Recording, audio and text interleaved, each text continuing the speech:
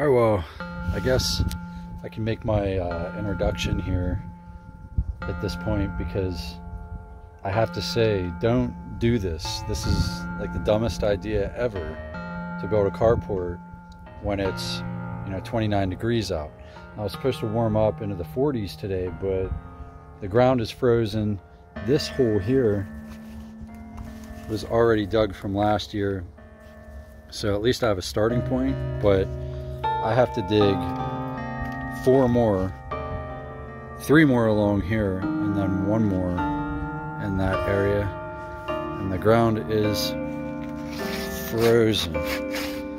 But where there's a will, there's a way, and I'm just going to show you guys that I'm going to get this done whether it's freezing or 90 degrees out, because I want it done and I want my car out here. So that's what I'm going to do.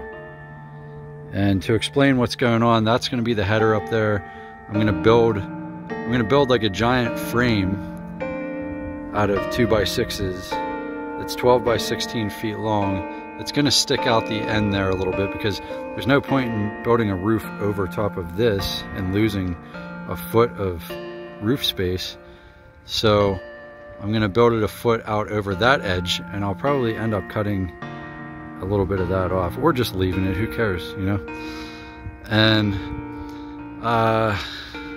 that's going to be that. We'll see how far it sticks out. I probably want to stick out far, maybe like 9 to 10 inches from that edge, but I'm going to keep rolling on this. This is one of those projects where I can't necessarily film myself the whole time, because I just got to get this done while I have daylight, and I'll film as I go, step by step, and I'll kind of explain myself as I narrate the video while I'm editing. But yeah, I'm gonna get back to it. January probably isn't the best time to do something like this. The ground is a sheet of ice and it's completely frozen, and typically, well, I don't really know the typical depth where it's freezing and it becomes unfrozen, but I kind of find out today. Now, there's a couple different ways you can go about thawing the ground. I've seen people get real crazy and thaw it with insulation and tarps and propane torches and all these other ways, but ultimately I kind of came up with this on my own. Now, that's not to say that I created it, because I'm sure that someone else has done this before, but I thought about what burns and you can kind of walk away from it, and what better than charcoal. It's long lasting, it'll burn for hours. So I decided to kind of just build little fire pits with the block that I have laying around just over the post areas, and just let it go, and I can actually walk away from it, eat dinner, whatever, and I can keep checking on it. And also I put these blocks over the tops of them, so that it would just hold the heat inside, and the heat would travel down instead of leave out of the top, and it worked.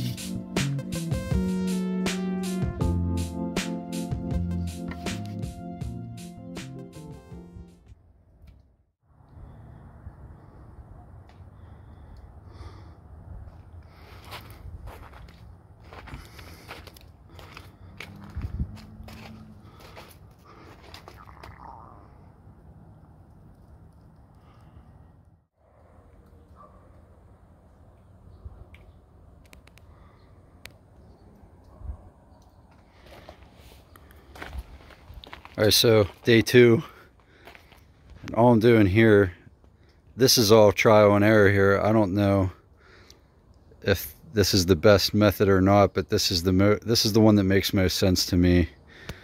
I'm just marking, splitting the difference. These are in a little bit more than 16, which I tried to make it 3 inches in to take away from the 1.5 inches on each side, but I went a little excessive. That's about 5 inches in, so there's going to be about, I don't know, 1 inch or so and some change overhang, which I don't care. It's carport. But, and given the circumstances of the holes, you know, I couldn't make very good marks because there was a fire going on there. But I'm going to mark these, you know, everywhere, and that's where I'm going to put the cross beams, and then I'm going to somehow put it together as a full frame and somehow muscle it up there to rest on that, and then level it on these. Don't ask me how that's going to work, but I guess you'll see.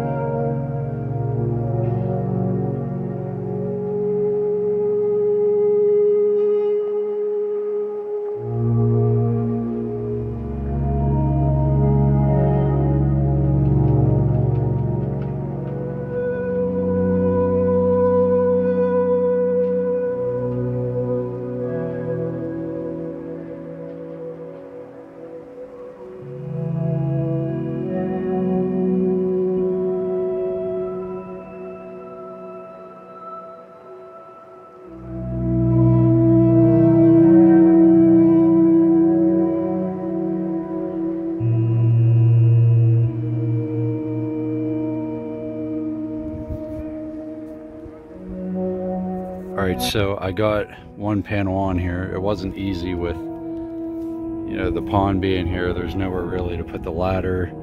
It's all uneven and everything's frozen. But currently, I'm up here. It's frigid cold out today. But we're gonna get this done. It's really easy to do, and I'm not gonna talk too much. Couldn't film myself doing this. I just need to get it done. But I will try to keep the updates going. I might film a little time lapse of me putting it on, but you guys kind of get the point. Now, for those of you that want to do this yourself, this is my first metal roof, so I'm not a professional that should be giving advice, but from the research that I've done, you're supposed to screw into the peak, which is the ridge, not the valley, because it'll settle, water will settle in there. It's better for it to run off there. And that's, and on the ends, you don't need to put a screw in every single one. Really, typically the first one and every other one, then like that. But on the ends where you're going to get the most wind uplift, you should secure it down with 2. And I'm just going to keep going along, man. But that's that.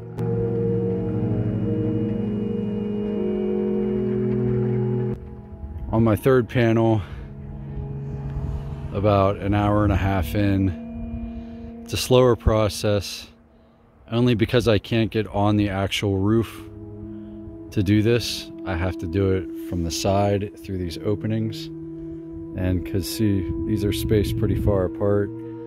I don't want to actually be on the roof. This is just a carport, but I do believe that I'm going to add 3 more of these, you know, so they're every 2 feet apart instead of every 4 feet apart. And I think that's a good idea, but this should hold for now. And the true test is going to be this weekend, because there's going to be a foot of snow coming, and tomorrow night. So we'll see how it works out.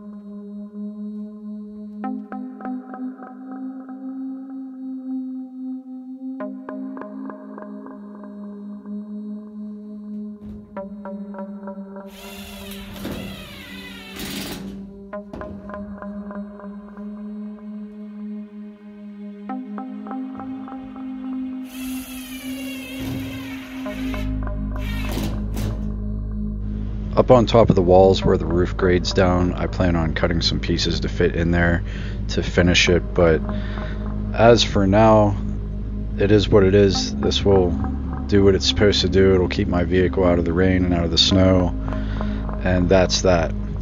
So it would have been nicer if it was springtime or summertime, but you know, when something needs to be done, it needs to be done. And this just goes to show that you can do this no matter where you live and no matter what time of year. Thanks for watching.